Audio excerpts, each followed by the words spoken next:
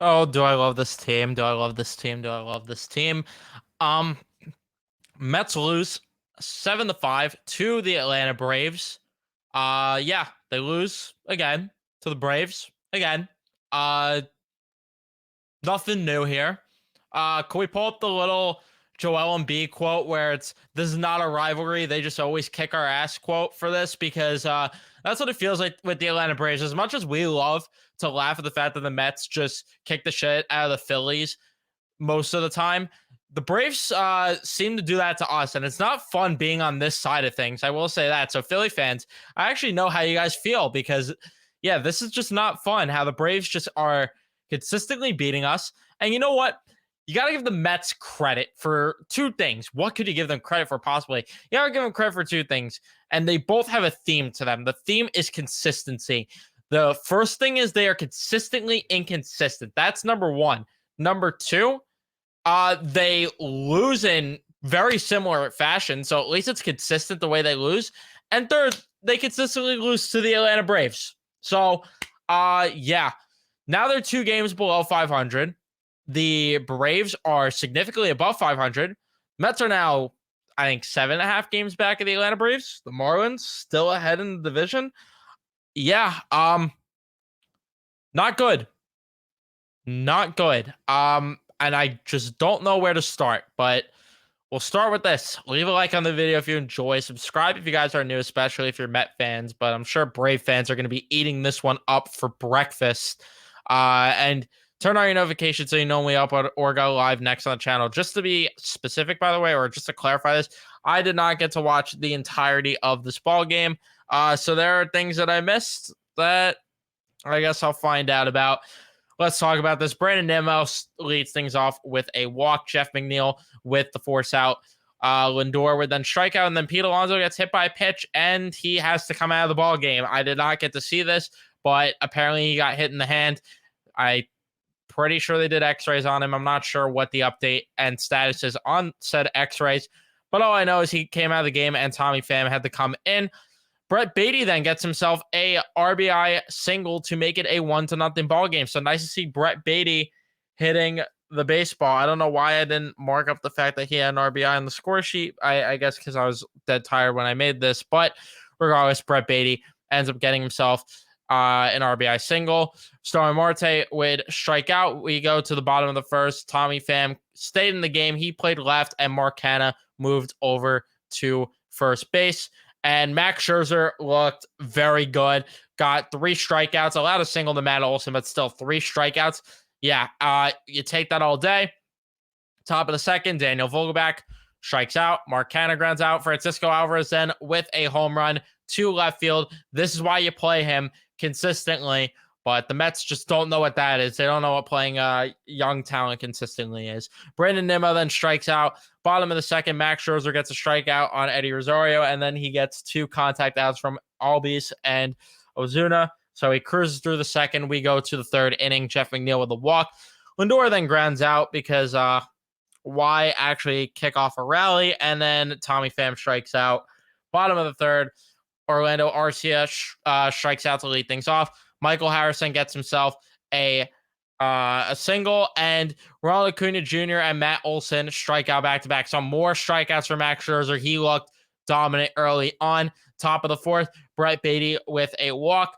Starling Marte lines out. Daniel Vogelbach walks because if he's going to get on base, he's only going to walk. And then Canha lines out Alvarez with a force out because, again, why get any sort of rally going? Bottom of the fourth, Austin Riley gets a single. Murphy and Rosario with back-to-back contact outs. And then there was trouble as Ozzy Albies gets a single. Ozuna then with a single. Arcia then with a single. And that is an RBI single. And that makes it a 2-1 ball game. But Scherzer then strikes out Michael Harris and keeps the Braves or keeps them in check there and keeps them from expanding the lead.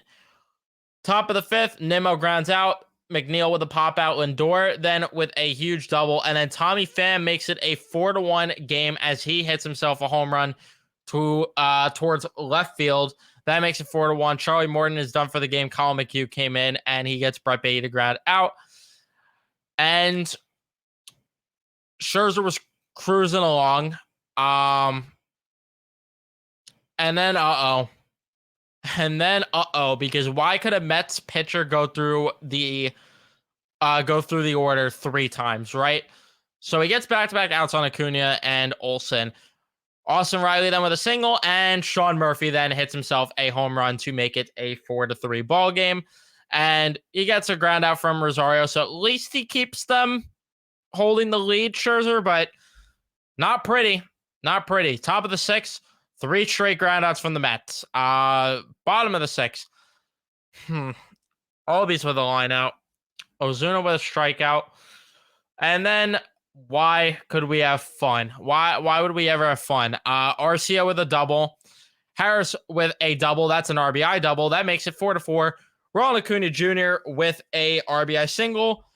And all of a sudden, Atlanta makes it a 5-4 ball game. Dominic Leone comes in the pitch then for Scherzer, and Acuna steals second, but he would end up getting the ground out to get out of the inning. Kirby Yates came in the pitch for the Braves, and Alvarez strikes out. And then the Mets get something going as Nimmo ends up walking. Jeff McNeil gets himself a single. Lindor with a walk, and then Tommy Pham gets a sacrifice fly, which was so close to being a huge base hit for the Mets.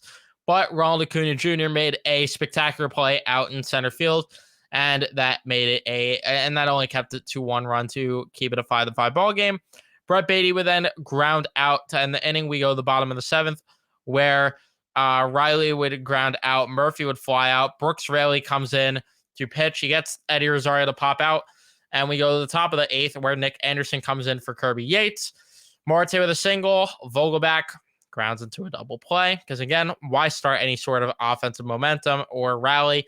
Mark Hanna lines out. And we go to the bottom of the 8th. And we know that Brooks Raley loves to do this thing where he sits between innings and all of a sudden loses every sort of pitching ability as Albies grounds out.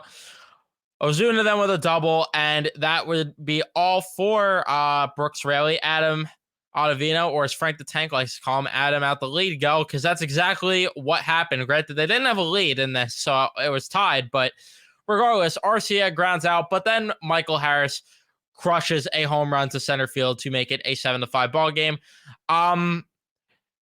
Yeah, this bullpen sucks.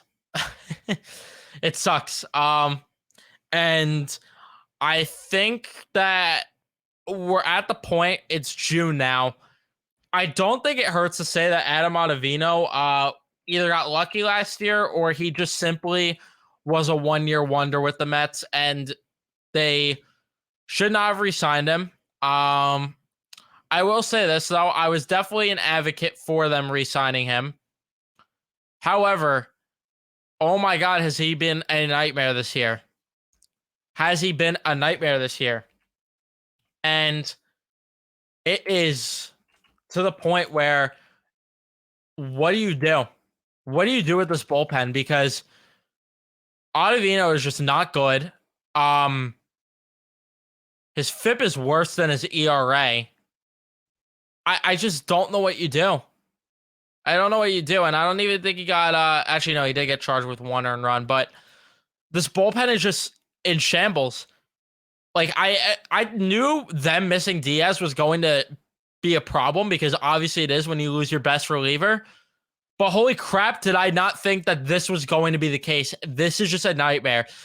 I was looking when we were doing the podcast recently, which check out the episode still. It's still somewhat relevant. There is not a Mets pitcher with a FIP under 4 that at least has been giving consistent innings from the bullpen outside of David Robertson. You see the problem here, right? You see the problem. It's bad. It's just bad, dude. It just is. Acuna then with a single, and then we add ourselves a nice little balk, because why not? And Acuna ends up steal in third, and Matt Olson then would strike out. We go to the ninth inning, and AJ Minter comes in the pitch. He gets Alvarez to ground out, Nimmo to strike out, McNeil to fly out. And that is all she wrote. Your final score is 7-5 in favor of the Braves. 14 hits for the Braves, 6 for the Mets, 1 error for the Mets, none for the Braves. Your winning pitcher is Nick Anderson. Your losing pitcher is Brooks Raley. And the save goes to Mr. AJ Minter. 2 for 6 with runners in scoring position for the Mets. Whoop-de-damn-do. 6 left on. Nothing new.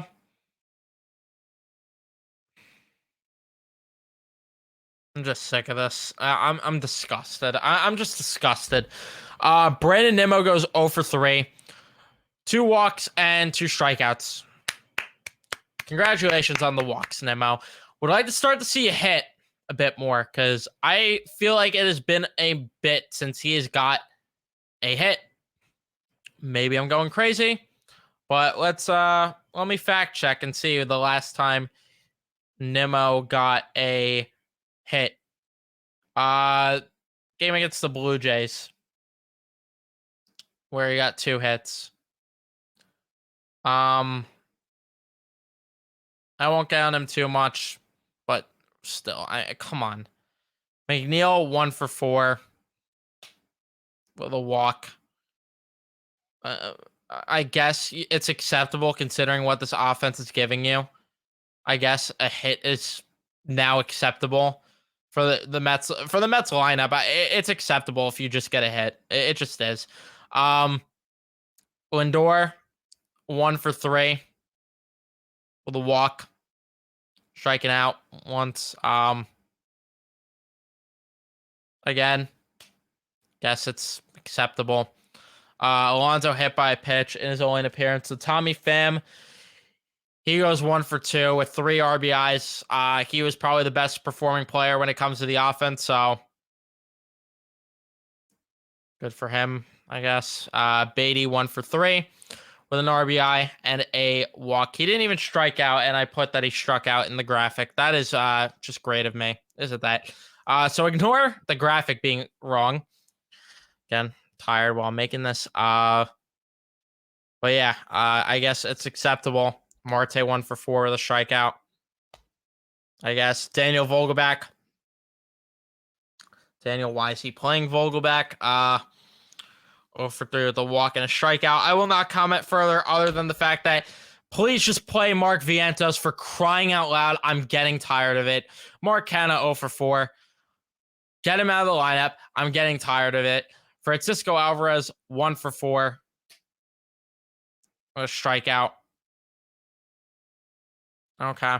And the thing is, Mark Canha is probably going to be trying out there tomorrow because of the fact that Pete's probably not going to be ready to go. Scherzer in 5 2/3 of an innings pitched.